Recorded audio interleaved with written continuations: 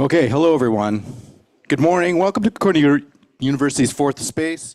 Thank you for joining us for today's event, Signing DORA, Rethinking Research Assessment. And just to help situate you, we are streaming to YouTube live from fourth space. We are located here on unceded Indigenous lands in Tiohtià:ke, Montreal. Here at fourth space, we work with our university community to help mobilize knowledge, co-creating daily activities that examine research questions, projects, things happening across the university. We're running today's event also as a live stream Zoom meeting. So though everyone joining us there, we welcome your comments and your questions in the chat. Those of you here in the space during the Q&A, if you have any comments or questions, just raise your hand. We'll bring a microphone over to you so that everyone can hear. With that, it's very much my pleasure to introduce Concordia's Vice President of Research, Innovation, and Impact, Tim Evans. Tim, over to you. Good morning. Thank you. Merci beaucoup et bonjour à tous et à toutes. Good morning and welcome. Thank you for joining us here in this amazing space and for a fantastic panel discussion, which I have the opportunity to introduce on an incredibly important issue, which relates to something that is dressed up in the acronym of DORA, which is not any relation to Siri, but stands for Declaration of Research Assessment. And this morning we'll be talking about why Concordia signing on to this Declaration of Research Assessment is so important. Let me just say why this is, a few things about why this is the right thing to do. And I think, as many of you might be aware in the current context that we're living in, there's a lot of scrutiny about why is it that we put so much money into research so that academics can write papers? And people say, well, nobody reads those journals, or very few people do, so how does that affect our lives? And I think this whole Declaration of Research Assessment is recognizing that knowledge doesn't stop at publication, but it actually needs to land and engage with often the communities and constituencies who are the focus of that research or potentially the intended beneficiaries.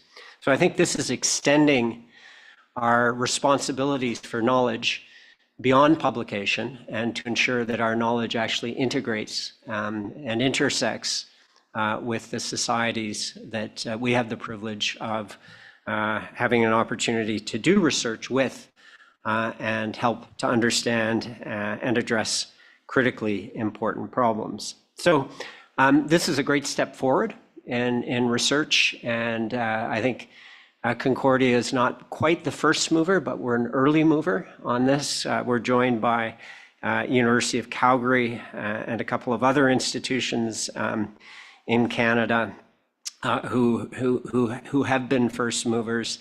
But I think what we'll see over time that this shift will go not only countrywide, but will go worldwide. And then the real issue is, well, if we are changing the culture, then how do we walk the talk? And this is where I think there's attention to detail. There are changes in the way we do things.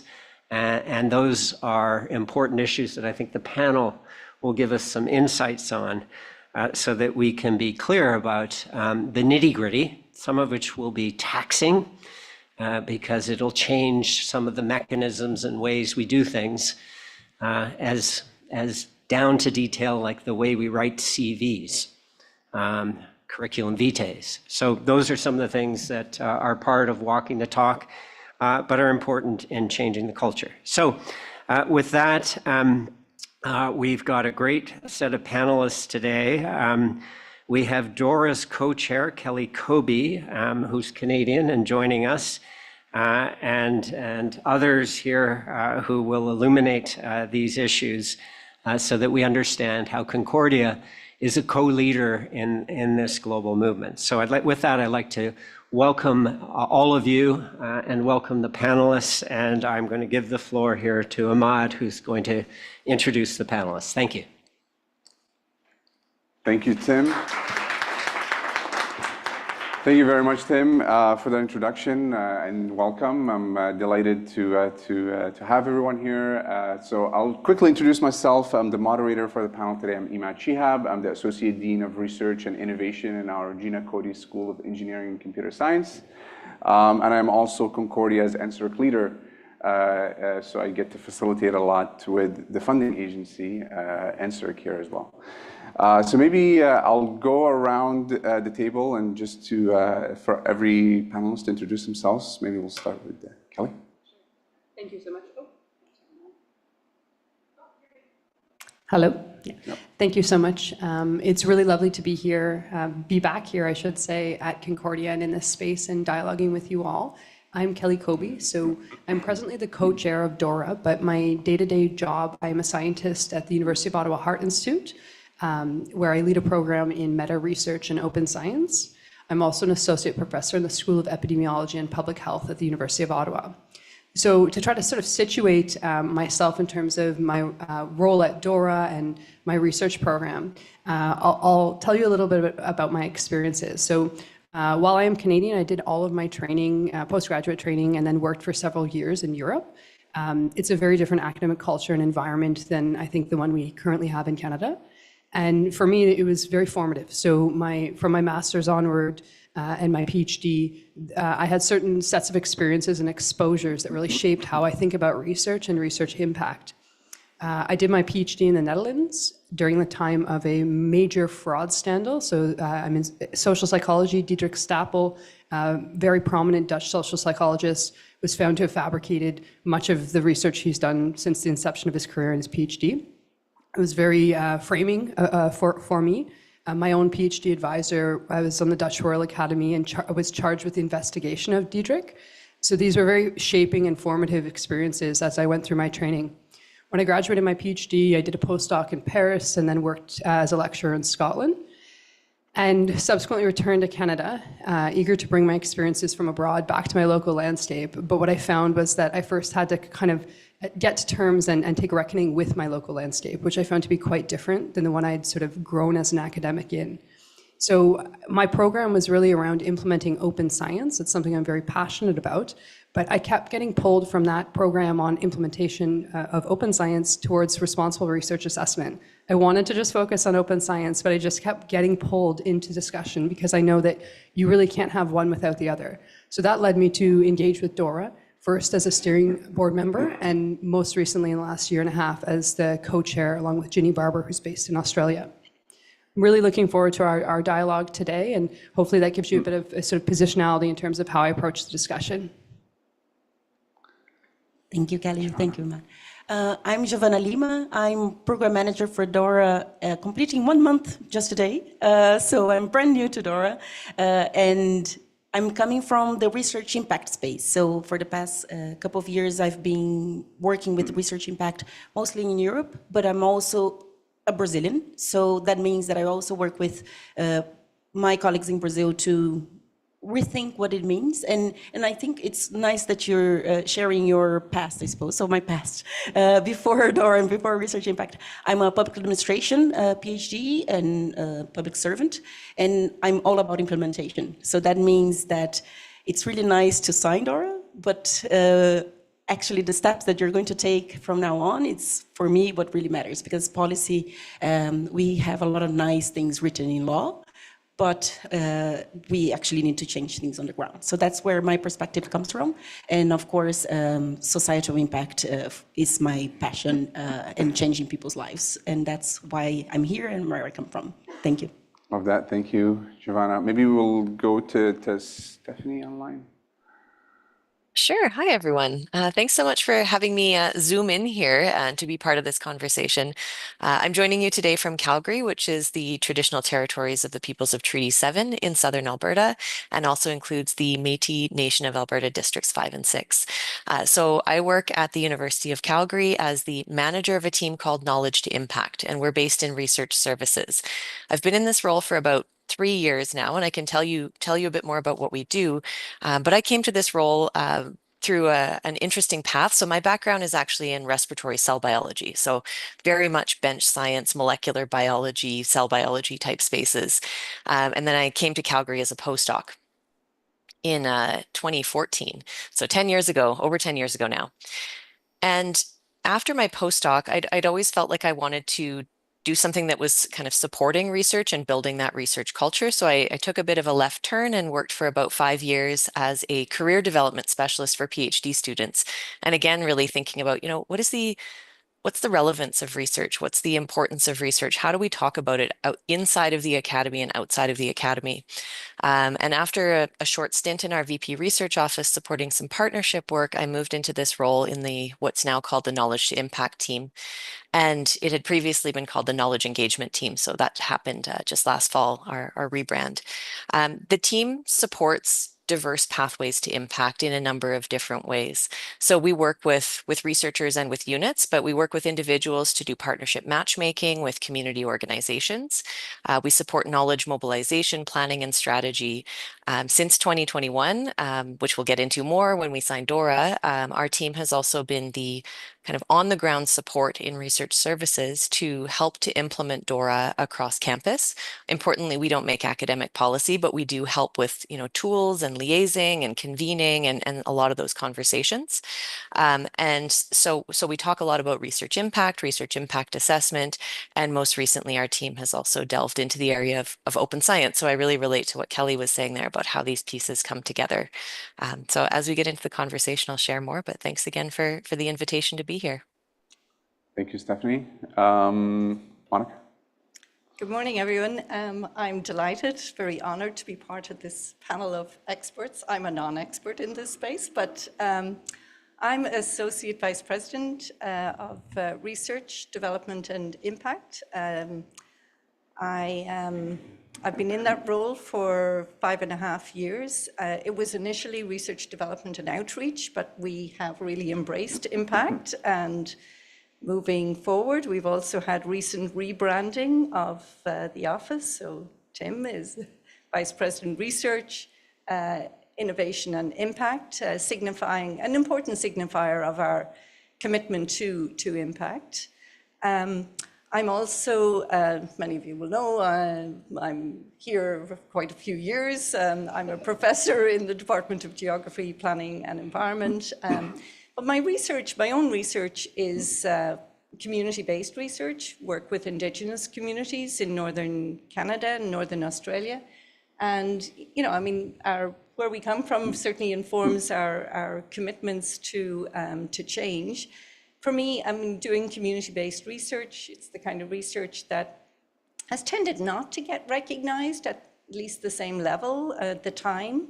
The investment, the personal kind of investment in that type of work has often not gotten the recognition that more traditional forms of research. So, that's really how I came into this space. I work closely now as the lead on our Pathways to Impact initiative, which I'll say more about shortly, but I work closely with Prem Suryakumar and Brett Cox, who are very much involved in organizing today's event. So also, I should say, we work very closely with Giovanna Lima, which is why she's here this week. Giovanna has very much been our guide and an inspiration as we've taken this journey around impact and, of course, the related commitment to DORA. Thank you. So maybe I would like to dig in and get started with the panel. And of course, this panel is titled Signing DORA. But if you look at DORA, I think it's part of a much larger umbrella, which is responsible research assessment. So maybe I'll get us started with that question. So what is, responsible research assessment to you? And how do you maybe see DORA fitting into it? Yeah, so I can start off with a bit of background around DORA itself, maybe. So DORA started a little over 10 years ago, and like so many great movements, was born out of frustration. And so it was actually a group of cell biologists at their annual meeting in San Francisco that were just really frustrated by the fact that they felt they were doing impactful work, but it was not being recognized by their community, and only certain types of research, namely those in particular journal outlets with high impact factor, were being sort of recognized and rewarded. And a lot of senior scientists from that community recognized that some of the best work that they'd done in their career over decades wasn't in those journals, and that they felt had the most impact on the field or most impact on society, but still was not sort of captured in what was recognized and rewarded. So it started off as a declaration, and people signed it to indicate their commitment. Organizations could also sign. Early days was really about raising awareness of this problem. So there really hadn't been a lot of consideration about sort of moving away from the journal impact factor or quantitative metrics more broadly to assess research quality. They're easy, and that's just sort of what had been done. So this was really, I think, a big change in sort of the way people were thinking at the time. And in the interim, the 10 years that have passed, I think we've done a tremendous amount of awareness raising in the global community. So DORA is a very global initiative. It also intersects across disciplines. So it started in cell biology, but certainly is not just there now. We have more than 25,000 signatories, both individuals and institutions now, who have kind of recognized and acknowledged the problem with the current system. I would say that now our current focus at DORA is moving away from awareness raising. I think fairly broadly, especially in the Canadian context, which we're in today, like the awareness is there. People know that there's a problem, and they know that the system is not working, but they don't necessarily know what to do in its place. So we're really focused now at DORA around implementation and actually creating change. So for me, and I think the DORA community, when we think about sort of what responsible research assessment is, a lot of people think of DORA as, don't use the impact factor. But the declaration is actually a set of 18 distinct recommendations for different actors in the research ecosystem. So it's much more nuanced than that. So it talks about what institutions, researchers, publishers, and so on can do in their sort of space in the ecosystem. And for me, responsible research assessment is really about broadening how we assess researchers. So not just valuing publications as the only output. It's not to say we don't value publications. It's a main conduit for communicating knowledge. So there's going to be a place for that in moving forward. But we want to acknowledge more than just that. And acknowledge, for instance, if we have mission-driven goals, be it around open science, Indigenous engagement, patient engagement, knowledge mobilization, and so on, that we actually have to incentivize and reward our community to achieve those things, or the status quo will remain.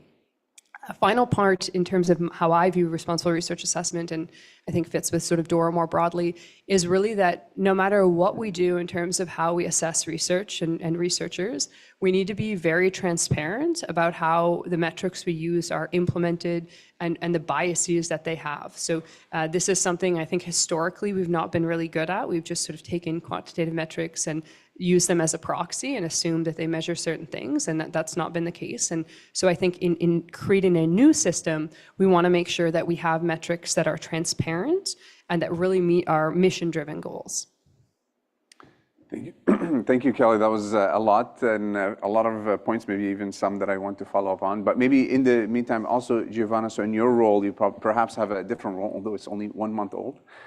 We'd love to hear what you think is, what is your view from your angle as well? I love how responsible research assessment is about going back to scholarship and to what we stand for in why do we do what we do. So that means basically focusing on quality and impact. So that for me is what is the most exciting thing about we're reforming to go back to what we wanted to do in the first place. So it allows us to focus also then on more modern forms of scholarship, so team-based work, community-based work, and also open science, like Kelly was just saying. So interdisciplinarity. So we are modernizing to be able to embrace these new trends, interdisciplinarity, societal impact, all of those, and at the same time going back to quality and impact, which is why we were here in the first place. So that's what for me responsible research assessment means. It means that we can embrace everything that we value and recognize and reward and have those conversations. What do we value, and how do we capture what we value in a way that is fair, that is transparent, that is shared by the community, that is not just based on what we can measure, but actually in what we value, and then how we can measure what we value. Thank you. I don't know if... Thank you. I don't know if Stephanie or Monica would like to add. Monica, you go ahead. I would say responsible research assessment is really broadening the net. Like, it's really seeing everybody, bringing visibility, recognition to the great diversity of work that people do. A lot of that work currently, or indeed in the past, has been, often just at your own imperative. You might take on certain things, but, the academy mightn't have recognized that. So it's bringing a light to that, and I think creating a much fairer, context-sensitive form of evaluations. For me, that's what responsible research assessment includes. Over to you, Stephanie. Sure, thank you. It's hard to build on all of that, because I think that it covers a lot of what I think of as well when I think of research assessment. Responsible research assessment is really having the opportunity to have deeper, more nuanced conversations within disciplines, within contexts, and across institutions and funders and other organizations about what matters. So I also agree. I think this emphasis on what do we mean by quality and what do we mean by impact, and maybe taking a deeper look at some of the assumptions we've been making in recent decades about how we can assess that. So I think it does provide space to do this in a deeper way, and to apply that kind of rigor that we expect in scholarship, to apply some of that same rigor to how we assess scholars and scholarship. So I see this as a natural progression from a lot of conversations and movements that have been happening nationally and globally, as Giovanna said as well.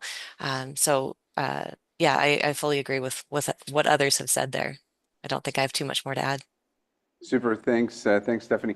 And maybe just before we move on to the next point that I wanted to talk about, which is about implementation, I think, when I was going through a lot of the materials about DORA and about responsible research assessment, one of the things that surprised me is, yes, you talk about the institutions, you talk about the funding agencies, but there's also a big graduate student component to it. And I don't know, if anybody would like to dig in a little bit deeper into that, but I found that super interesting, because I do feel like that is a place where we make a huge impact, right?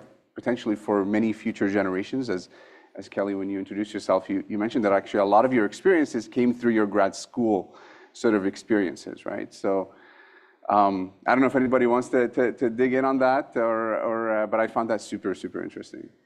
Yeah, it's such a good point. I think it's surprised me in going to different institutions and communicating with their leadership in Canada and beyond, how many of them fail to remember the role of trainees in their value in contributing to discussions around responsible research assessment. So I think it's a great point that you're raising. It's something that DORA very much recognizes, the value of having those perspectives at the table.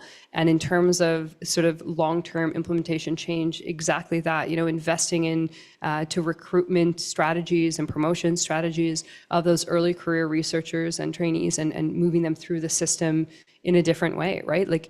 Whenever I think about responsible research assessment, as much as I'd love revolutionary change and everything across the institution sort of aligns and is more broad and accessible, it's not pragmatic. Institutions are multifaceted, multi-departmental beasts.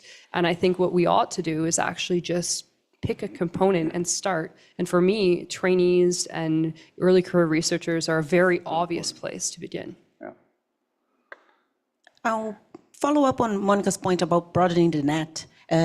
When the graduates come in, they have all sorts of interests.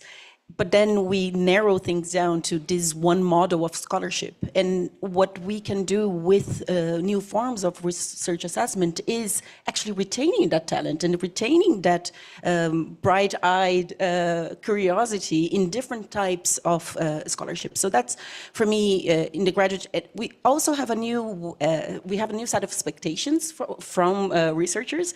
So we expect researchers now, if they want to communicate with the community, to do open access, to how are we training those transversal skills that are not how do you do research, but it is how do you manage a research project, how do you engage with community. So those new forms of scholarship would need to be part of our training. So my PhD had nothing to do with any of that, very much only research methods. And then you're out in the world with a set of skills that is not necessarily fit for purpose, let's say. So a revamp on those for graduate, I think benefits everyone, really. Thanks. Yeah, and I would say I'm a software engineer, so I would say maybe we need to program them in a specific way. But I don't think it's about that. I think really it's just about opening their eye. That impact is a lot more than just a journal or a conference paper, right? I mean, so yeah. Anyway, I don't know, Monica, if did you want to add something? You seemed like you're. I mean, I would just say that the recognition also given to the efforts to do the mentorship is part of what DORA is about. The other side, like the investment in your students, the kind of additional training and efforts that you make, that's part of the contributions that are recognized. And you can speak to those in narrative CVs instead of it just being, I supervised X number of PhDs and master's students. It's how you did it and where they went on, what they went on to do. So it's an opening up of those aspects of the mentorship too. Absolutely, that's a great point. Stephanie, I don't know if you wanted to add that. Yeah. Oh, I absolutely. So having spent about 5 years working with graduate students and having, many of us, all of us, I think, have been graduate students as well. Folks come in with great goals of making a difference into grad school. And I think that's one of the drivers for many of us getting into research in the first place, is to answer really interesting questions that matter. But there's also a big mismatch in graduate education. So just to take this in a practical direction as well, there's a big mismatch in graduate education between the numbers of graduate students and the numbers of faculty positions. So folks are going off in all sorts of different paths after their graduate degrees as well. And so they need to be developing those transferable skills and those different skills of engaging and speaking with different types of groups and honing skills that can be relevant in different spaces. So I think that not only does this serve academia to be more inclusive and recognizing different forms of scholarship, it's actually really inclusive of an excellent training environment to be able to provide those skills and to recognize those skills as valid both within academia and beyond academia, and that kind of bridging function that happens, so that we are supporting folks to go into a diverse array of pathways and to have impact in different spaces in addition to academia as well. So I think it's not talked about as much, but that has been a large movement in graduate education that, as Giovanna said, is also kind of narrowing as we go through that academic path. So I think it is that way of kind of keeping those channels open and really benefiting from those skills, that we're not always losing those folks to places where they feel they can make more of a difference. Yeah, thanks, Stephanie. Those are, many great points, and I think it's both on the training part, but also on what we expect from our trainees and what I think society is expecting from our trainees moving forward. So I want to maybe zoom out a bit back into DORA and zoom into the implementation of DORA. And I think that, of course, as I believe it was Kelly or Giovanna who mentioned that, signing it is one thing, signing on is one thing, but actually implementing it is a completely different beast. So maybe I will, my question is to you is, what is the main motivation for signing DORA, and sort of what happened post that as well? Because of course signing it is one thing, to repeat myself, but also what you do with it after is a different thing. So maybe I'll start with Stephanie, since I know you, Calgary has been on for a while, and then we'll work our way around the table. For sure. So the University of Calgary signed DORA in January of 2021. So we were the first university in Canada, not the first organization, but the first university in Canada to sign on. And that was prior to me starting in this role. So I'm going to speak to kind of what I've heard and what the conversations were beforehand, whereas I came in a bit later into my specific role.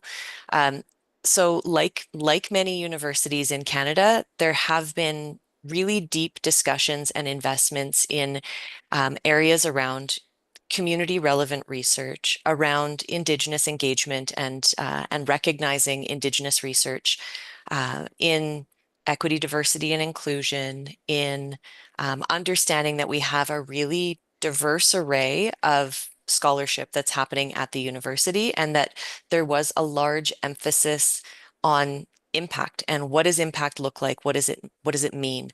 So those conversations were already happening. And I think DORA provides a really strong, tangible commitment that the institution could sign on to say, we do value diverse forms of scholarship and diverse forms of output, including and in addition to publications.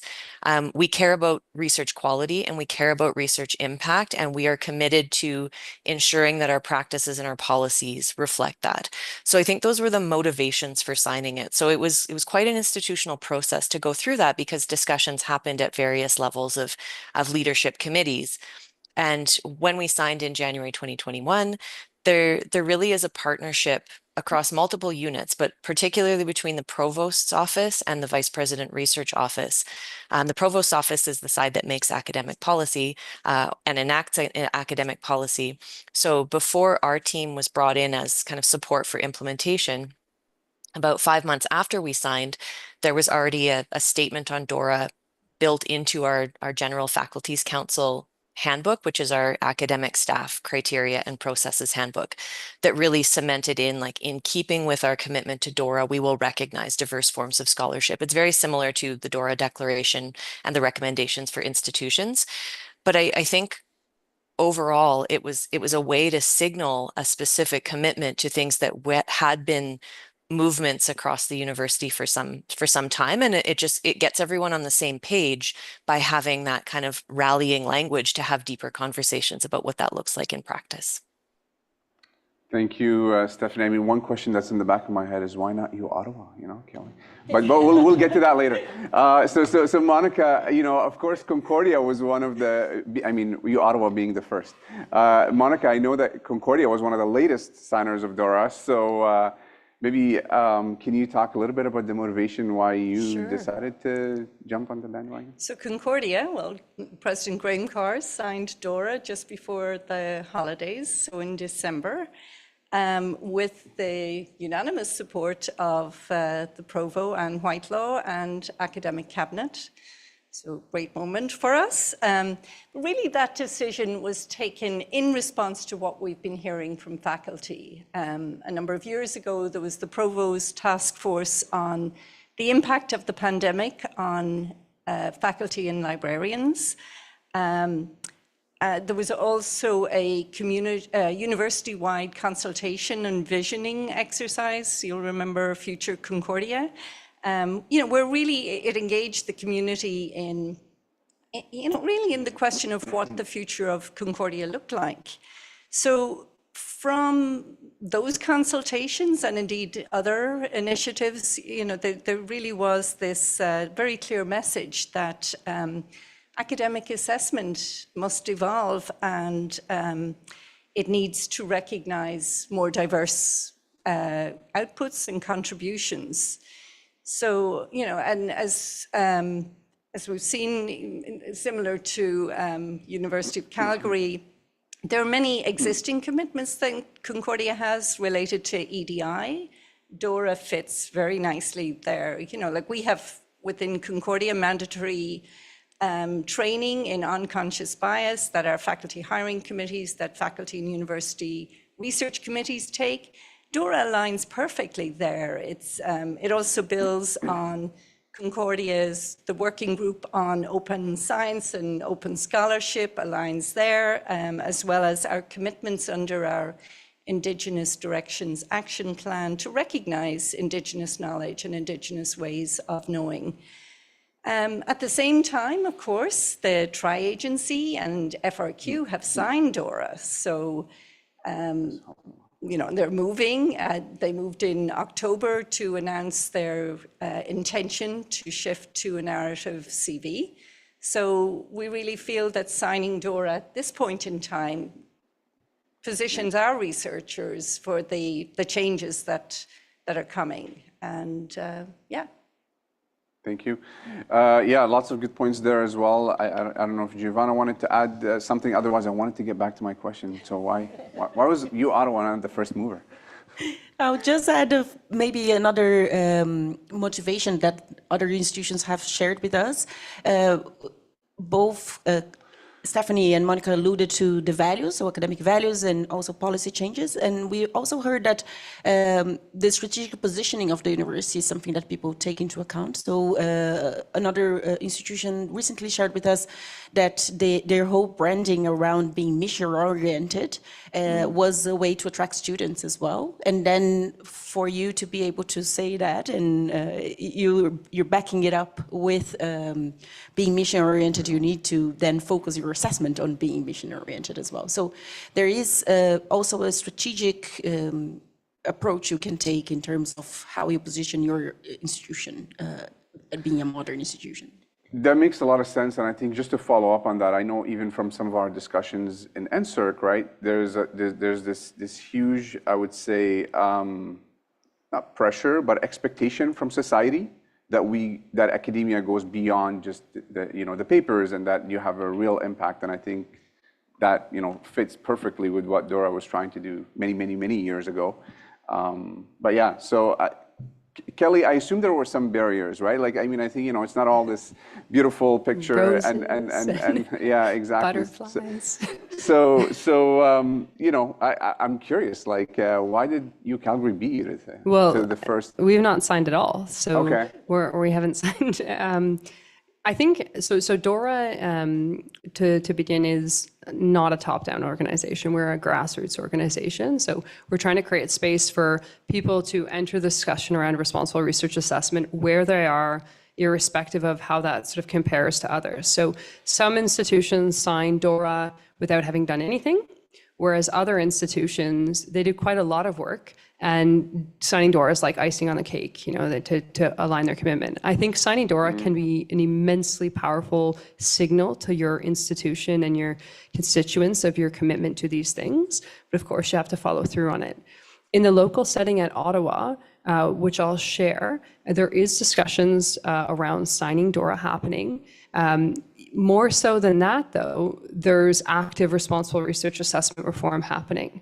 So I mentioned earlier that we're not a signatory, and some of the context that I think is relevant. I've said earlier, institutions are beasts, right? So right now at the University of Ottawa, our president's term is ending. They're actively recruiting for that position. Our vice president research stepped down to take on the leadership at CFI, so they're actively recruiting for that position. And for me in medicine, the dean of medicine has stepped down.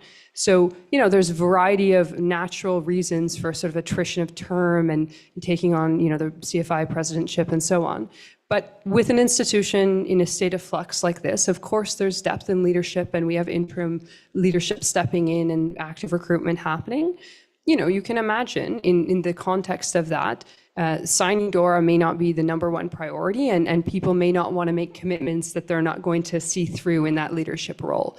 So in our local context, something that we're working on now is we've created a community of practice in Ottawa of the medical institutions, so the medical hospitals, so the Children's Hospital, the Ottawa Hospital, Briere, the Institute of Mental Health Research, my institute, the Heart Institute. And so we're banding together in collaboration with the Faculty of Medicine and starting a formal pathway towards signing DORA that begins with sort of an audit of our current practices, consultation of our community. You know, it takes time to do these things, and the comfort level of signing DORA and the phase at which you do that in this process differs for different leadership, right? So some people are quite happy to make the commitment not having done anything, while others feel they should do something before that sort of signature happens. So, you know, with that flux, it's the situation at Ottawa, I don't think is like irregular. Like, you know, there's so many moving parts at an institution, and to consider all of them and the timing of a signature, the work to get the signature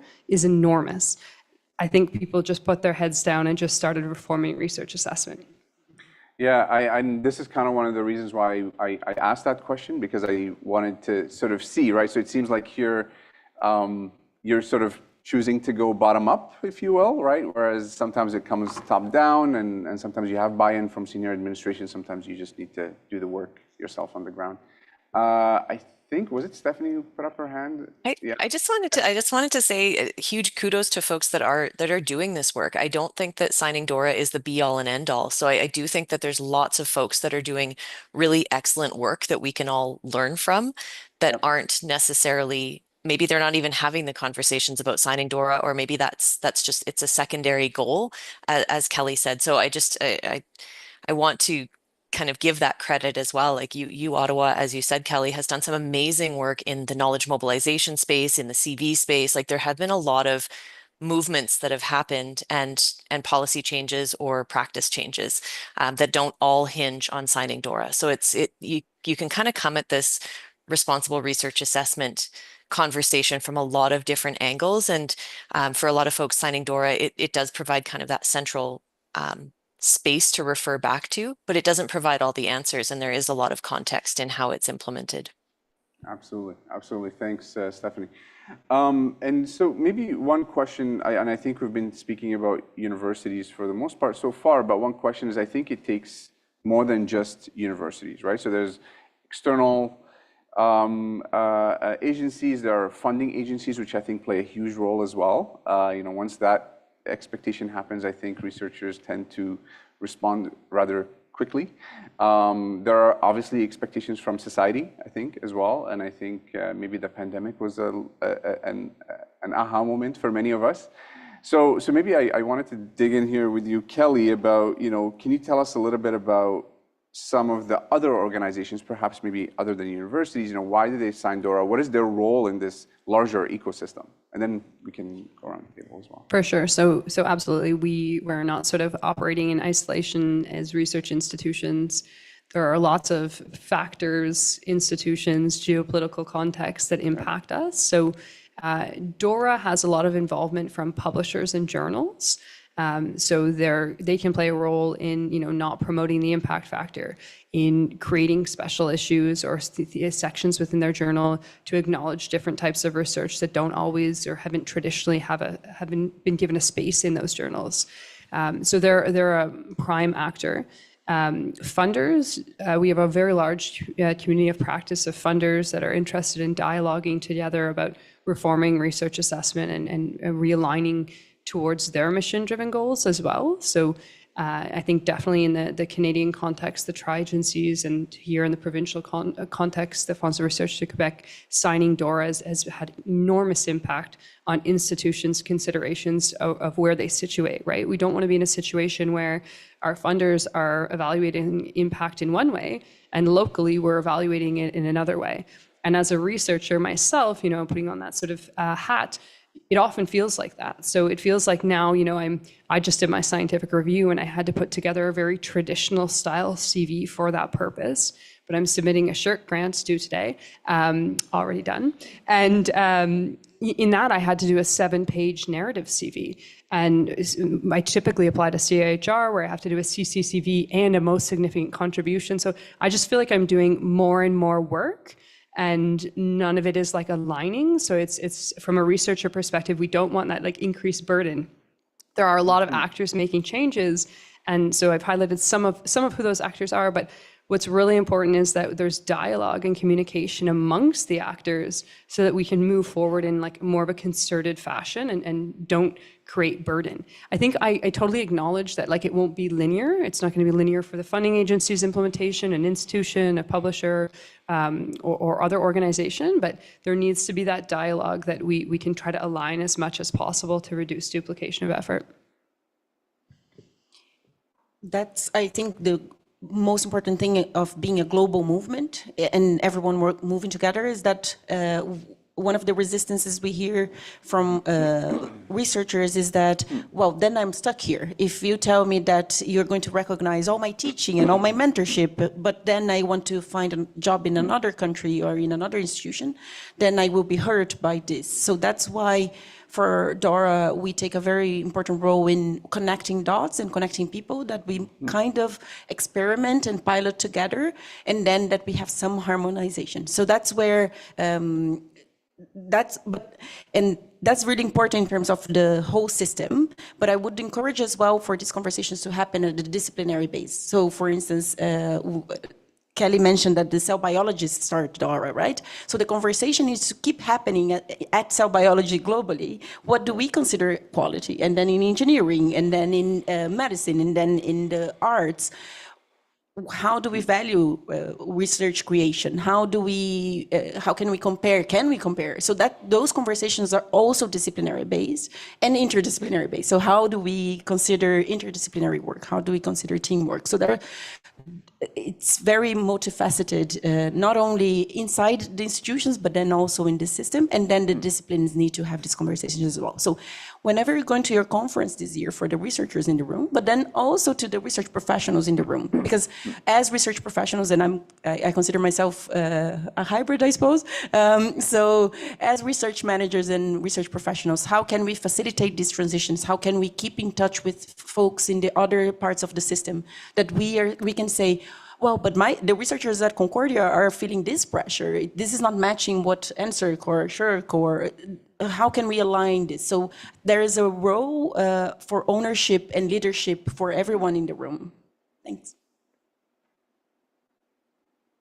Anything that you'd like to add, Monica or I Stephanie? mean, just, certainly working closely with Giovanna, who's based in Europe. I mean, it's a very different context there where you have the national, very centralized evaluation systems. So in Canada, we don't have that. Like, it's really institution by institution. So it's made a huge difference to have the tri-agency and FRQ come in on this. I mean, certainly in terms of, it was a critical leverage point for getting the signing happening for us. A lot of commitment.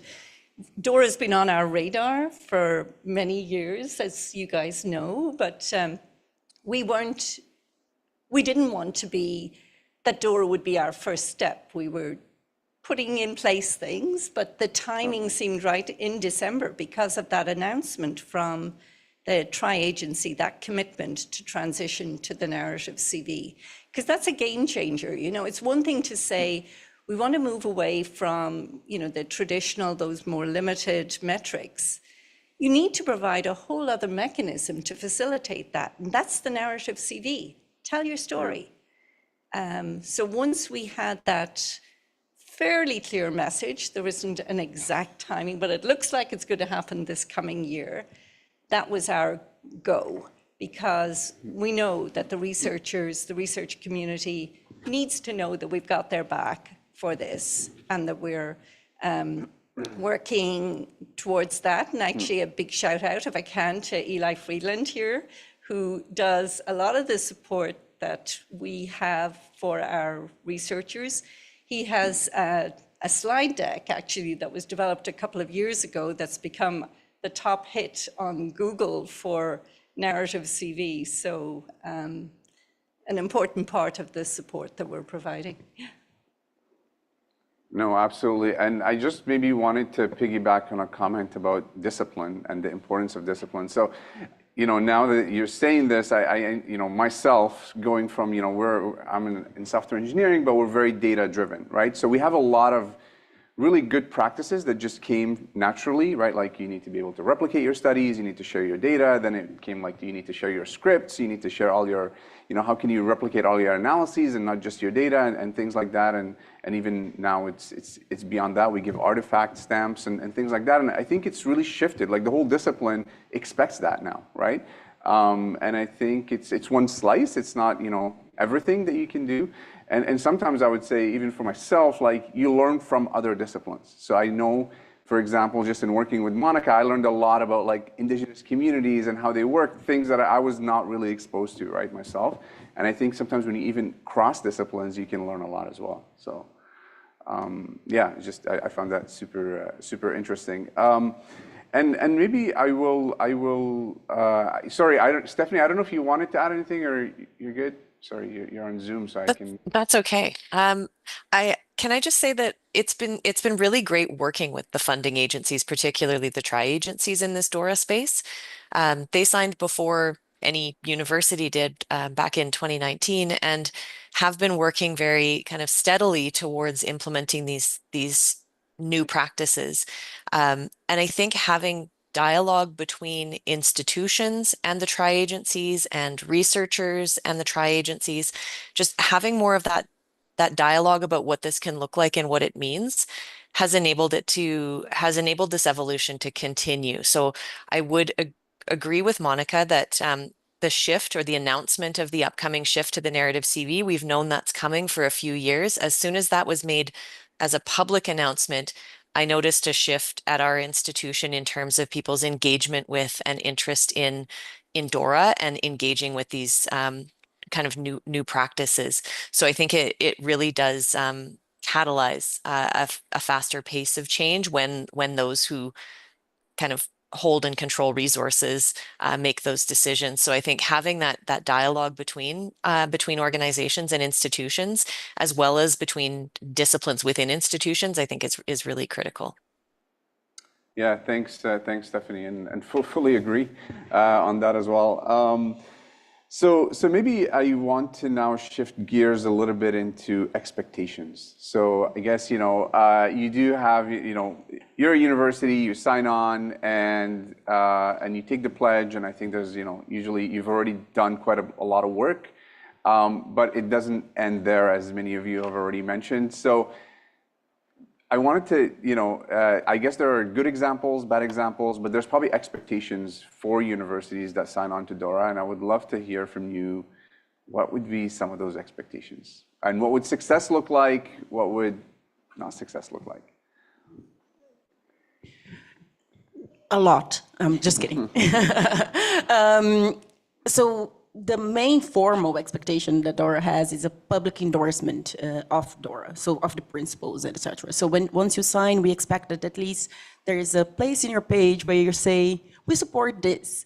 Because the accountability comes really from the community. The accountability comes from people who are here who say, hey, we signed this. What does this mean? And how are we going to live by these values? It's the same with EDI. So if we say we support EDI, but we don't see any changes in the ground, we recognize that incoherence and we go after that implementation. So that's where, from DORA's perspective, we don't have that many expectations, but I suppose, so the expectations live also with the community. So it's the whole system's expectation. The types of changes that we would hope, so we don't expect, but maybe we hope. There is some of them that I'm trying to summarize. So first, of course, hiring, promotion, and tenure. So those are major moments in a researcher's life where they get assessed. And we would hope that the principles of DORA are reflected in the way you post your vacancy, the way the committee reviews a portfolio, the way that they're trained for not being biased. So in that process of RPT, that should be there. Then we would expect your awards to also be inclusive of other types of scholarship, of other types of the metrics you use to evaluate when you're giving awards, and also when you're establishing seed funding, all of those things inside. So all these examples are for research performing organizations, okay? And then communications. if we're always celebrating the same type of researcher, we're not actually living by the values of diversifying our scholarship, of being inclusive, of being respectful of different ways of knowing and being. So that's so you can see that I'm describing not only policy change but also culture change. So it is about the conversations that we have in the committees. It is about the conversations we have when we're supervising a student, when we are setting up our graduate program, that we're thinking of those transversal skills. So it can be something narrow, but it can be something very ambitious as well. And from DORA's perspective, what we do is we provide those examples, and we have a database of examples. So if you want to, what have others done in this space? There is a database you can go and see what others have done to be inspired. So in our perspective, it's not necessarily the expectations are you take steps that are coherent and authentic to where you are in the system. Of course, since being a global organization, what works for Canada, and Monica alluded to that, the system in Canada is very different from the system in Brazil or in Chile or in Korea. So from our perspective, this diversity helps, because then we are experimenting, piloting in different landscapes, let's say, and the different levers you can pull. So, but at the same time that we try to organize and we try to inspire each other. So Kelly, do you want to add something? I think that's great. I think just really, once you've signed it, like, don't forget.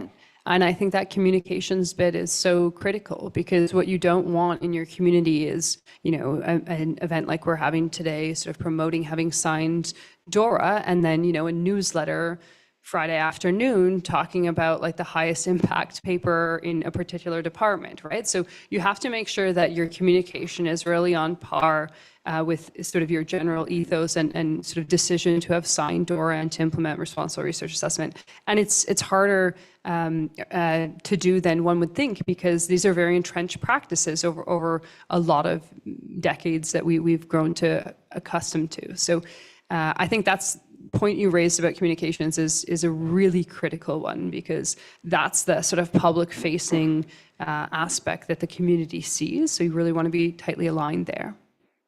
Yeah, and maybe I want to pause for a second. And I think you did say that there were hopes, I think, but there are expectations and hopes. And see like what happens on the ground, like at the university level. Do you see that these hopes and expectations are actually happening or not? Or what are some of the challenges? I know communications was already mentioned, was one of the things. I don't know. Yeah, we can start with anybody or we just had an event last month, and we hear it. I'll start with one critical success factor, let's say, of what we're seeing in the ground. Leadership makes a lot of difference. So we see that some deans really take this on board. And I hear that in Concordia that we have already some areas that are already taking this leap. So DORA comes as a reinforcement of what they are already doing. So maybe you can share as well, Monica, on the ground, what's happening here. But we see that deans will come along and say, yes, this is important for us, let's start making that change. So that hope we are seeing on the ground. So that was a particular department was in psychology. So it's one of the case studies that we have in our website. So I'll plug the website again. So then that means that they have changed the way that they are reviewing, hiring, and promoting people. In the Netherlands, we have, I'm saying this because I was in the Netherlands for 2 years, we have a national program that all of the institutions are doing together. And that has really emphasized the way that we have vitalized careers. So we are changing to be able, and I hear here in Canada, you can become full professor if you are great in teaching, for instance. And in the Netherlands, that was not the case. So we see different modules of the implementation as well. So those they are not only hopes, they are reality as well. Yeah. Yeah, I would think, there are challenges to implementing it, right? There's some universities are very diverse, and there are some places where it's fertile ground, and they're already fully embracing. I mean, they just realized that it aligns with DORA. Maybe they weren't framing it in those terms, but they they already value diverse outputs. I mean, we have a Faculty of Fine Arts that doesn't, I don't think anyone's ever used an H-index. I mean, Eldad is here, the Associate Dean of Research, but FOFA is a place where DORA fits wonderfully well, I would imagine, whereas where Emad, where you're from, I mean, there's H-index and other journal-based metrics are very much still in vogue. So, there's a challenge, and we see that. In fact, it really became very apparent this year. We had the first round of our university level research impact awards, and we saw it's difficult. It's very difficult to do assessments across a university. I mean, it's difficult enough within a discipline sometimes, because you've got people doing different things, working in different fields. I'm from geography, where you have the social sciences and the natural sciences. So already research assessment is particularly complex in that particular discipline. But when you get into interdisciplinary and when you're assessing research profiles that are very, very different, you really see where the rubber hits the road on DORA. It's difficult. Like, this is not an easy shift. I mean, it feels right, but it's not easy. And anyone who has started to craft your narrative CV, you'll know that that's not easy either. So one of the things we're really committed to, that we see the need for, is to support this. It's one thing to sign DORA, but the need to support this shift. And for all, even with the best of intentions, it's very, very difficult. And we see having our pathways to impact being essential both to helping people to do the retrospective reflection as they think about a narrative CV, but also identifying, like for some of us, we recognize that we've been trained in a kind of traditional way, that we're not making the kind of broader contributions we could. And the pathways then is an opportunity to think about, what could I do that would really enhance what I'm doing? How could I reach different audiences? How could I really benefit different communities?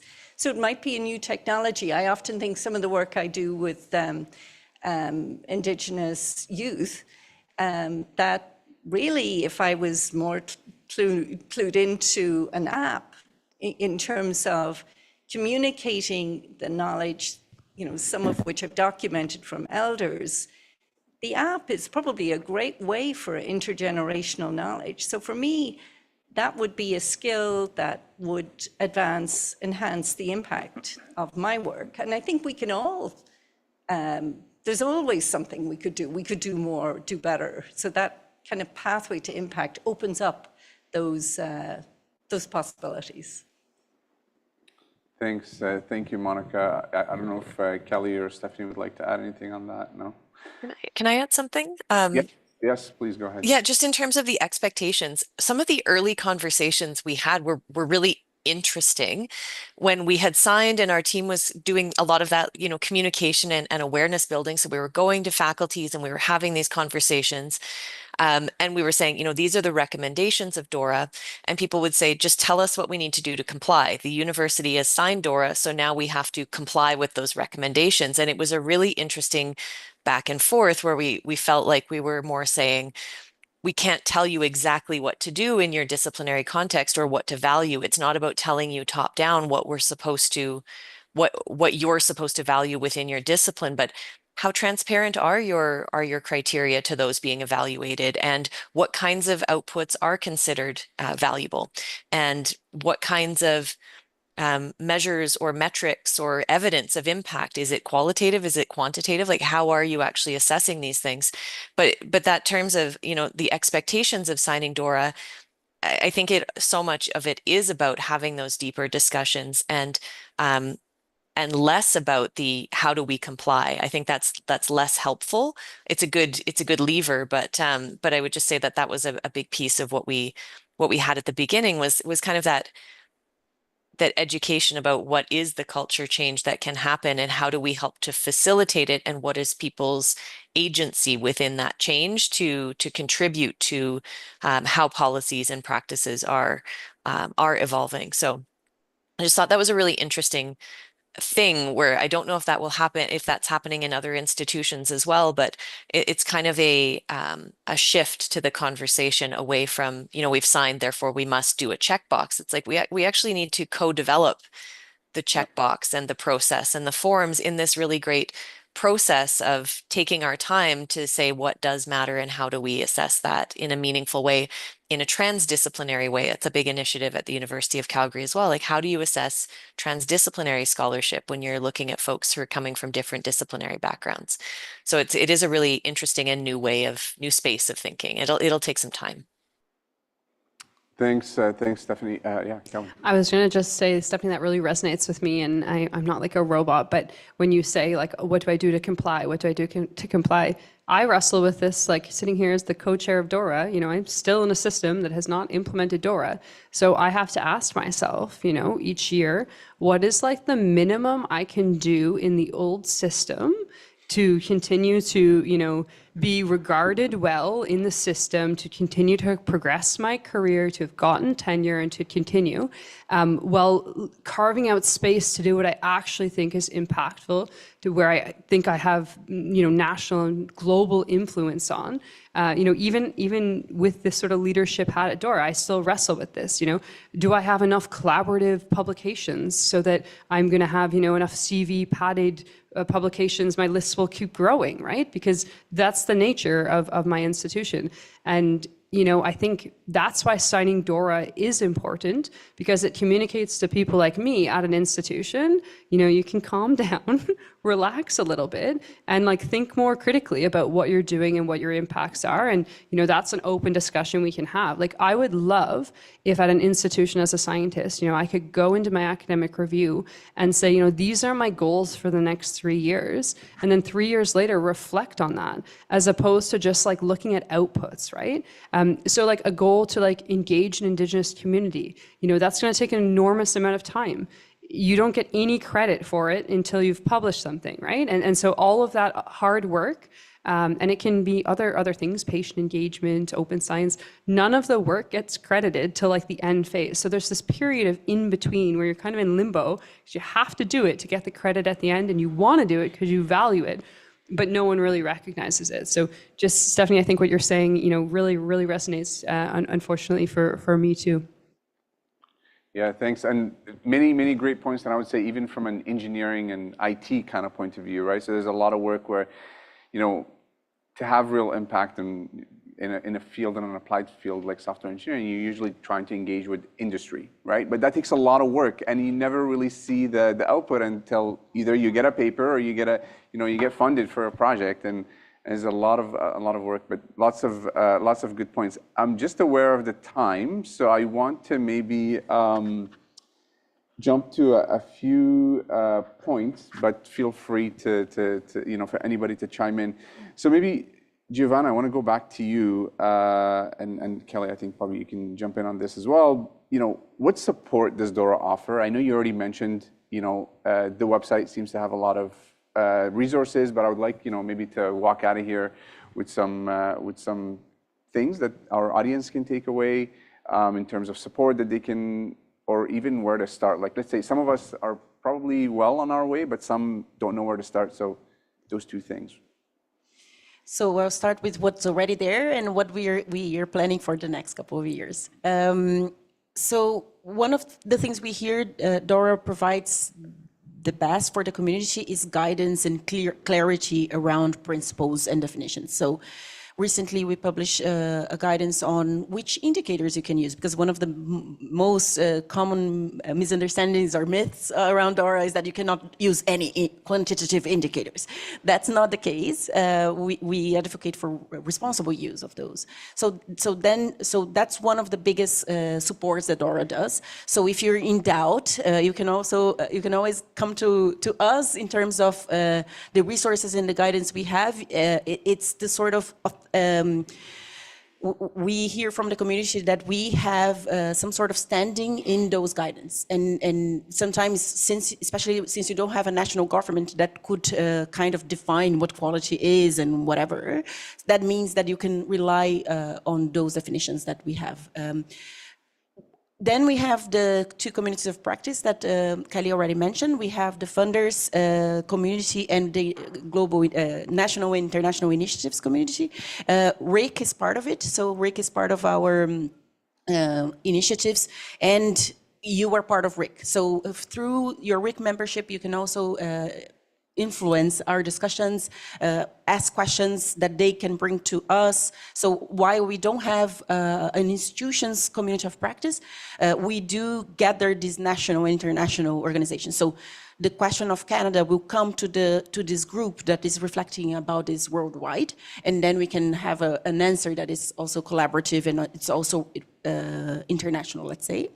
And then the case studies and the one-pagers and the slide deck about DORA. So we have some sort of really practical resources that you can both get inspiration, but then also practical guidance. Like if you are a dean or if you are a research professional and someone asks you, what is DORA? You can download a set of slides and then those slides are already there for you. You don't need to redo them. Maybe you want to put your logo on it, but they're there for your use.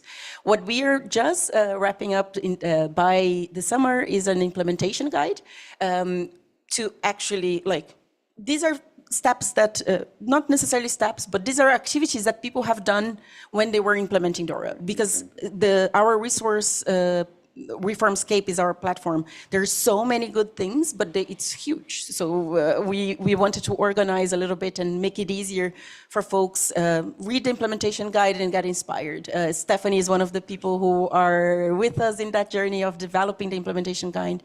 And it's coming by I want to say summer, we will have the V1. 2025. And then we have been focusing a lot on the research performing organizations and the funders.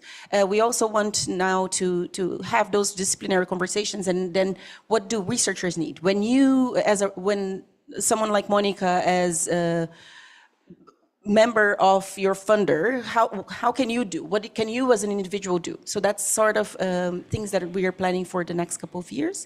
And also the publishers. The publishers are part of the system, and we have not too many resources for the publishers yet.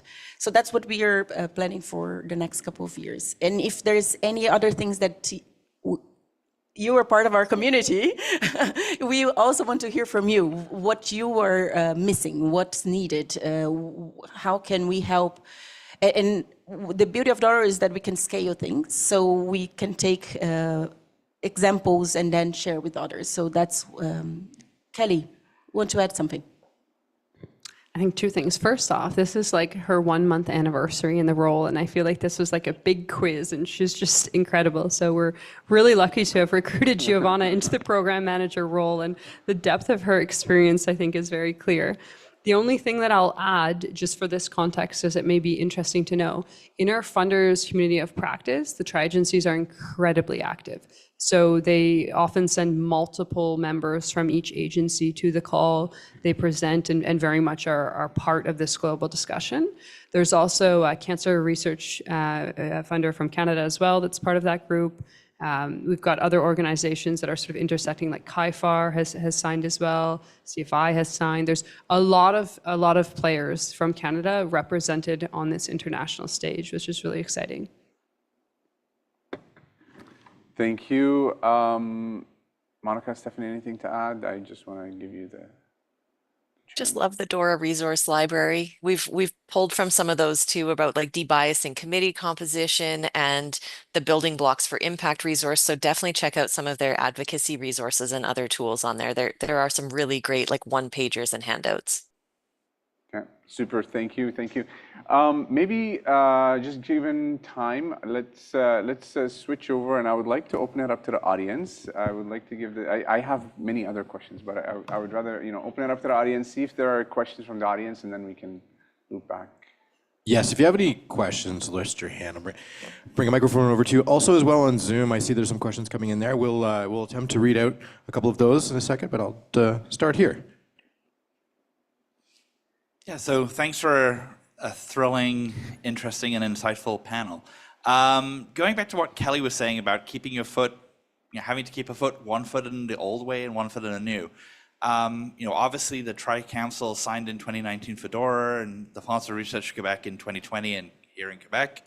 I think from the leadership standpoint, there's a movement there in terms of aligning with DORA. So the narrative CV is the latest example from the Tri-Councils. At the committee level, though, I think there's still a lot of work to do in that you have some people who are embracing this new way of thinking about research impact. And then there's the older viewpoint. And so how do you feel, DORA, but also, those of us who sit on these panels? So I'm a psychologist, I sit on SHRC, CIHR, and CIRC, depending on what I'm asked first. Where's our role in changing some of the patterns of behavior on these panels? And especially maybe those who sit in the role of the chair of a panel or the science officer?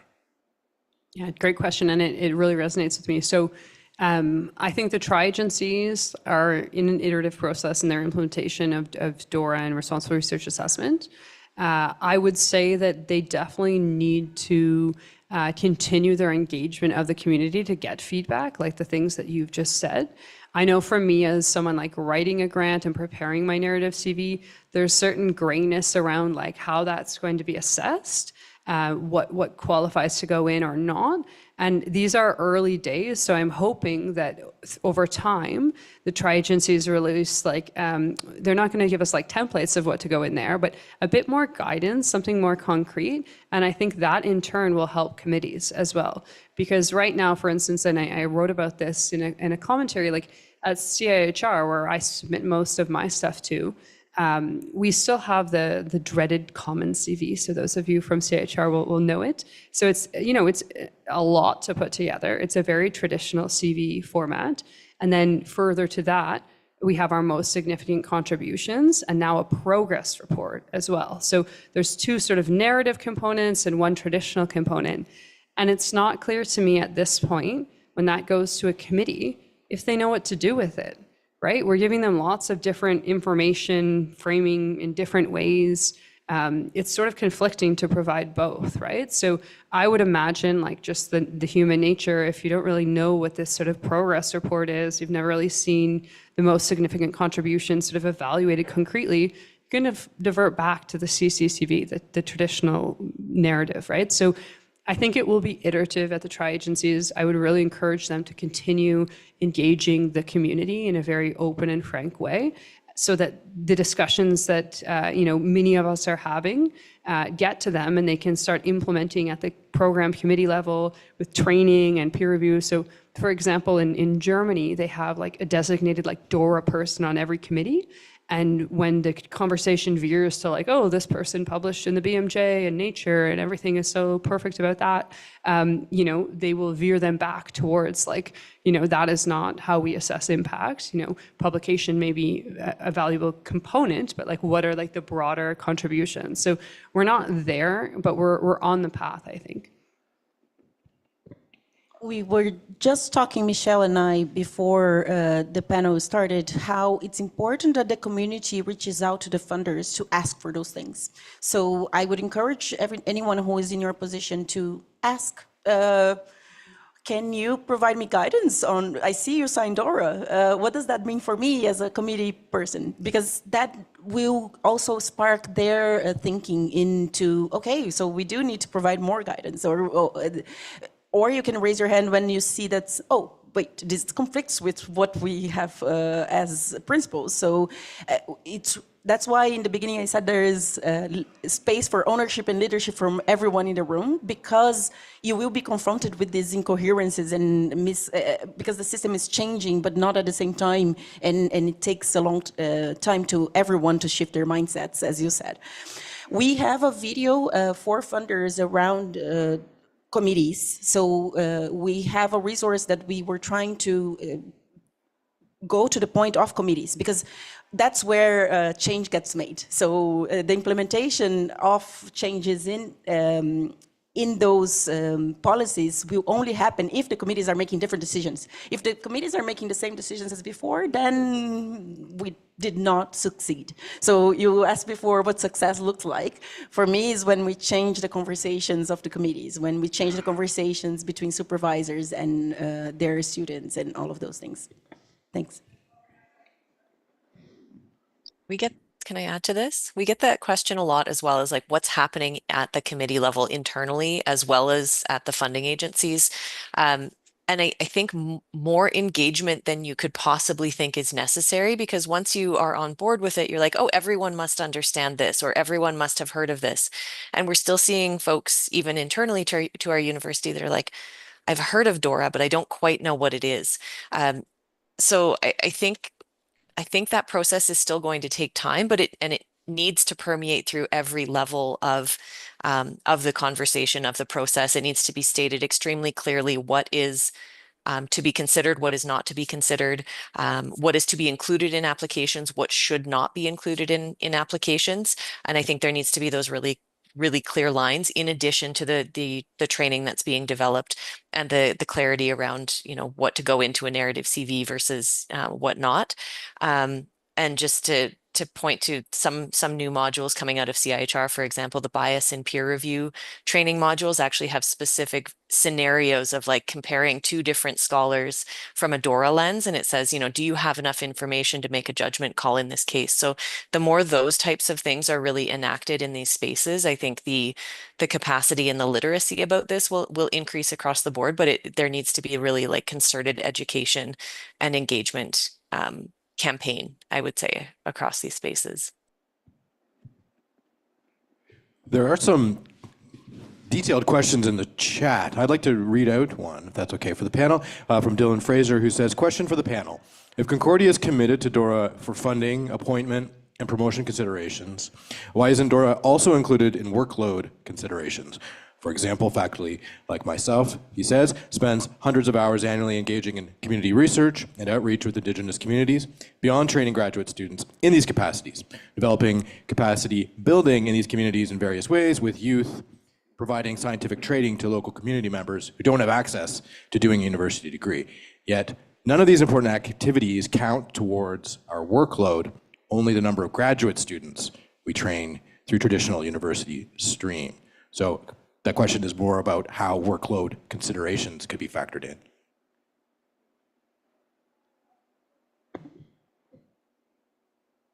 I'd say that's a great point to be raised the next time that is happening on the department, because what happened at our university when I was with Erasmus is that those decisions are made at department level. So usually it's not the whole university that decides, and I understand that's the case here as well. I don't know if you want to talk to that.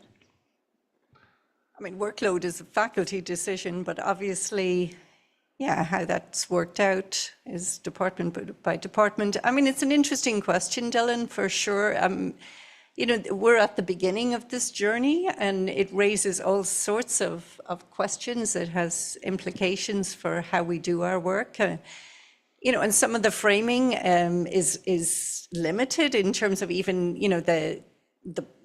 this is defined in terms of research assessment. We're really talking about academic assessment, the balance between the teaching, the service, the research. And, I've no doubt that, as we embrace and embed DORA more within our processes, these kind of conversations need to be had. I'm not sure where they will take us, but we certainly need to have these very discipline-specific questions, as well as the implications for, for the fairness of the kind of,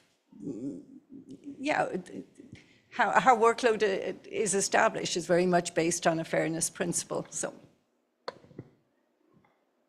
It sounds to me like Dylan is someone who would enormously benefit from DORA, given the type of work that he does. So I think the concern is very valid, though. And for me, there's a quote from the late statistician Doug Altman, He published 3 decades ago, and you were still kind of in the same space. He said, we need less research, better research, and research done for the right reasons.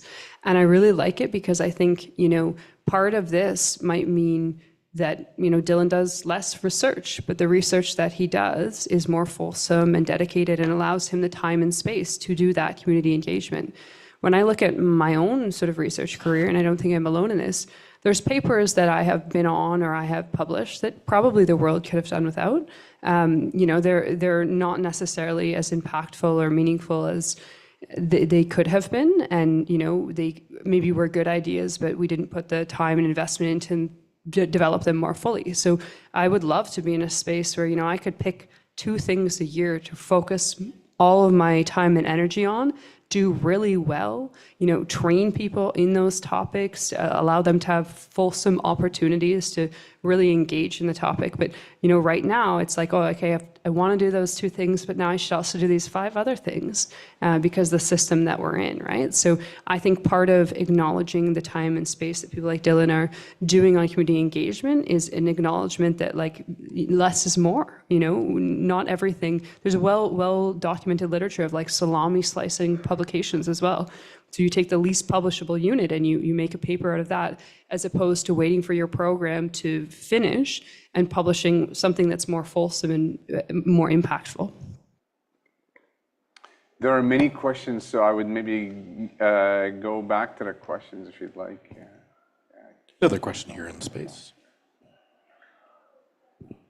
Thank you so much. Quick question. When we talk about impact, it's normally attached to implementation or translation of research, and that is beyond the scope of a researcher's work. So how would you take that into effect? Example, you mentioned, Monica, you are not an app developer. It has to come from your collaboration with someone else. Yeah. I'm an impact person, so I love this question. So I'll start with the difference between, I suppose, which is, I don't think it's more for us to understand than actually there is a difference. But let's first talk about scientific impact and societal impact. I think scientific impact is what we, as DORA, would say, it's what we want to go back to, quality and scientific impact. So societal impact is maybe what you're referring to that is beyond our scope. Is indeed beyond the control of the researcher, if that research that you do will be impactful or not, because it's up to society to decide if that type of knowledge is useful, is pertinent, is adequate at this moment in time, or if it's going to take maybe 30 years for that knowledge to be taken up. So in terms of societal impact, indeed, it's less in the control of the researcher. It's a good question if it is up to the researcher or not to invest in those pathways to impact. So what we as impact colleagues are trying to encourage people to do is to, when you have something of value, when you're asking your research questions, can anyone else benefit from that? Could anyone in society benefit from that? Could anyone in another discipline maybe? So you don't even need to go to society straight, let's say, but if you're a chemist or a physicist, maybe the engineers will actually be quite interested in what you're doing. So that's sort of pathway, that's the pathways to impact that we think in terms of taking a next step into the knowledge use that someone could do with what you do. That looks very different for very different people. So that may be from someone who loves to engage with the community. That may be the pathway they want to do. So it doesn't necessarily need to come as an obligation, but if you want to have societal impact, and if you want to spend your time with community engagement, then the system should acknowledge and should recognize and reward that. But it's not to say that societal impact particularly is for everyone. Of course, scientific impact is harder for us to say that is not for every scholar, because we hope that the questions we are raising are contributing to our knowledge base. So scientific impact sometimes takes forever to come as well. So, but you would expect that that type of contribution will lead to some sort of advancements in science. advancements in society, it's not up, we say that it's in the sphere of interest and in the sphere of interest and influence of the research, but not of control. So indeed, as academics, we don't control if people will use it.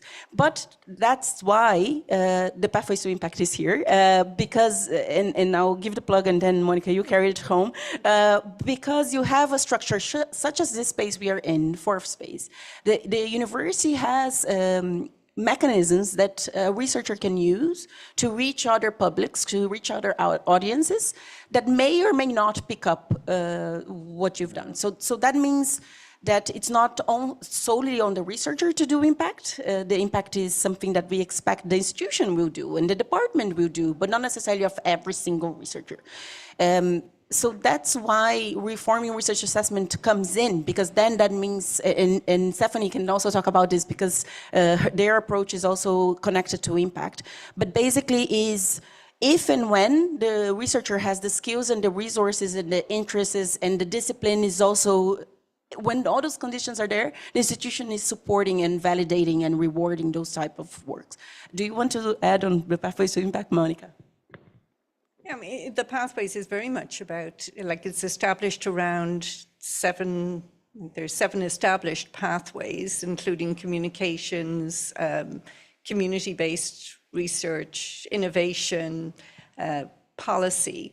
And the idea is to support researchers on that journey, giving them the tools, giving them, in many cases, it's the community of practice, being able to have the conversation, being able to engage with others around the possibilities for being more impactful, what that would look like.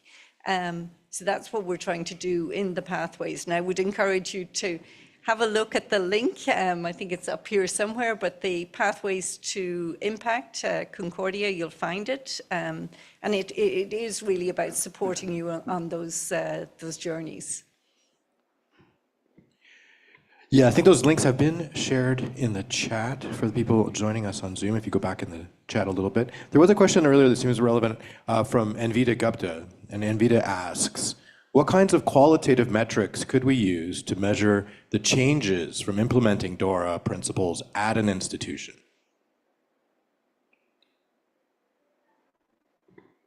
Stephanie, do you want to come in? Because you've been implementing DORA for a while. Well, it's interesting, right? Because in terms of, qualitative metrics or qualitative indicators, I'm going to pull from a great framework created by INORMS, the International Network of Research Management Societies, and it's about starting with what you value and considering the context that you're in, and then exploring the options for evaluating that. So I would say some of those qualitative metrics could have to do with having conversations with faculty to say, how do you feel research assessment has changed in the past couple of years since implementing DORA?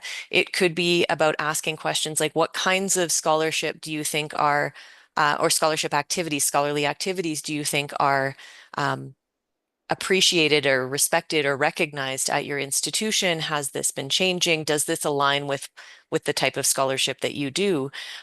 So I think a lot of those kind of qualitative metrics could have to do with the perceptions and experiences of folks in that space. It could be about the nature and quality of partnerships or relationships or collaborations. It could have to do with the conversations that happen around the table and the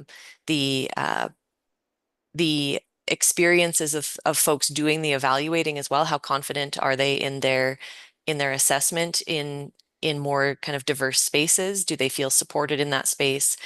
So I'm kind of going with more experience type metrics or indicators. They're certainly not the only ones, but looking more at the kind of the breadth and the quality, some of those examples or exemplars of what excellent impact could look like or excellent quality research could look like. And just, again, kind of broadening that conversation, broadening that scope to say, what kinds of folks are making it through tenure and promotion processes, or being hired or being recognized for impact awards, the example that Monica gave earlier, is it only folks with a certain type of scholarly profile, or is it more diverse? So I think some of those qualitative things could really be defined within an institution or within a unit, even, to say what matters to us and what do we want to look at. Yeah. I mean, I find in some of the conversations I've had with researchers that even to get away from metrics, the idea of qualitative metrics, sometimes just to say evidence-based, so that you've got something, there's all sorts of evidence. I think we're all more open to thinking about what evidence is than qualitative metrics sometimes. We fall back into the kind of mindset that has got us into this problem in the first case, first place. There was a question here. Yeah, hi, thank you. I just have a reflection after having discussions with Monica and Giovanna several times about this topic, that, perhaps something that we can showcase in the future is not just mentoring students, but peer-to-peer mentoring of the professors to each other. Like this can be showcased, because there's a lot of that going on, reviewing one another's grants before submission. All these things, I think, should contribute to the impact that the professors are having. That's a great idea, and I'll give a plug to a platform that's called PEP-CV. They are establishing a platform where scholars can be mentors and submit their own narrative CVs for evaluation. So it's a very much peer-based platform that we're in this together type of situation, and it's a great suggestion. And if folks want already to get mentoring on their narrative CVs, I would recommend PEP-CV. There's a question here. Hi, thank you. I work in the fine arts and humanities context, and we've been working on reforming our processes for tenure and promotion. If there's any venue in DORA to start sharing those kinds of documents, I would be happy to share, participate in the discussion. My question is kind of a heady question, but also a practical question, and I'm focusing on the question of impact. And, sometimes we don't know what the impact of our research is, and that's part of its beauty, is it's speculative, it's risk-taking often, and we don't know for a long time. So I guess I'm curious how you're thinking about time in relation to impact assessment, and how faculty members who are on a clock might respond to the uncertainties about impact. It's a great question. First off, pertaining to your documents, we'd definitely love to have them. I think the community benefits when we share, and so the disciplinary specific processes that you've come up with would be great. We have a tool called ReformStape, and it's a repository, so you can literally just submit those, upload them, and we'll tag them, and people can access them. Concerning your comment about sort of impact and where time situates within assessment of impact, I think that this is so true, and it's so true across many disciplines. And so when I think about research impact, I think about not just like the end phase, but I would encourage you to think about impact from like the inception of the project to that end phase. So sometimes people's end phase includes a clear impact, sometimes it doesn't. But for instance, in my space in medicine, there's things throughout the continuum of the research process that I can do to enhance the quality of my research, or I cannot do them. That's the status quo. Things like, implementing open science practices, they take time, and I think make my work more impactful. So that would be a way of assessing in my discipline, sort of throughout the research process, not the long-term impact, but setting my work up to be usable and reusable and sort of to be built upon by others. In the humanities context, I'm sure it will be different, but I would encourage you to sort of brainstorm about from inception of the project idea through to completion, what are ways and processes that are meaningful to what is being done in that research program that can be acknowledged and rewarded.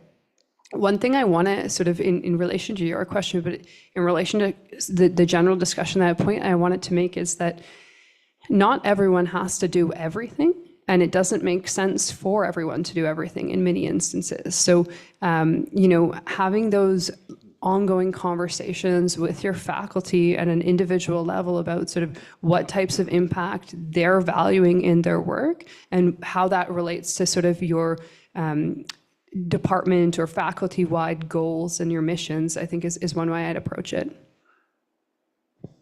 I'll build on that and on the idea that it's not something for everyone. And at the same time, we have a saying that impact is a team sport. So hopefully impact is not something that you do by yourself, but also that you join up with others to realize it, which translates on the individual. This is one of the problems currently of assessment, right? That we're still doing it at individual level, although the nature of science is increasingly more team-based and doesn't recognize research professionals. So we still have a lot to change on research assessment, as you can see. But the fact that it's a team sport and the fact it's not for everyone, the fact that there are negative impacts, that there's time lags, there's so many things with impact that we are asking ourselves, is there a way to responsibly assess impact?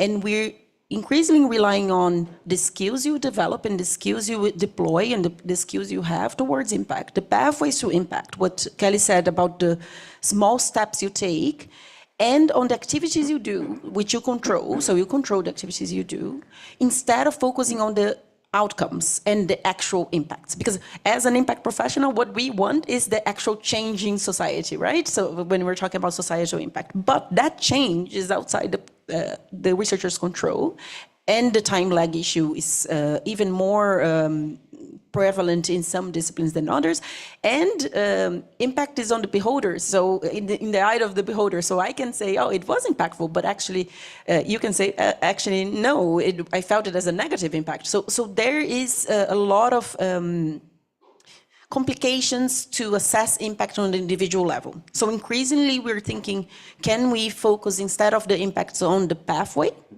on the skills you learned, on the activities you've done, on the people you engaged, on the process of impact, rather than the actual change, because the actual change not only is hard to measure or grasp, but I don't even think sometimes you can measure it. It's hard to evidence, it's hard to control. So there are so many things that we're increasingly thinking on focusing on the process and focusing on what we can indeed control. Okay. And sorry, just to give a plug to Stephanie's great impact assessment framework. Stephanie, I don't know if you want to talk about that tool or other tools you've been using. Oh, we're over time, sorry. I can hold my thoughts. Okay, well, with that, we're 2 minutes over, which is great. It's a great indicator that it was a good panel. So I want to sincerely thank you very, very much, Kelly, Giovanna, Stephanie, Monica, and all. And it was a delight, a delight for me to be part of it. So I really appreciate that, and really appreciate you coming to Concordia to share your knowledge with us. And yeah, thank you to the audience for being here, being engaged, great questions. So thank you very much, and I think that will be the end of it. So thank you. Thank you. Thank you, Emad. Thank you all for joining us. Also, those of you online, thank you for your comments, for your questions there. Of course, you in the space as well. Thank you for that. We're going to be closing up the Zoom and the live stream now, but just remember this conversation remains available on our YouTube channel. You should revisit it. Also, you should have a wonderful afternoon. Thank you.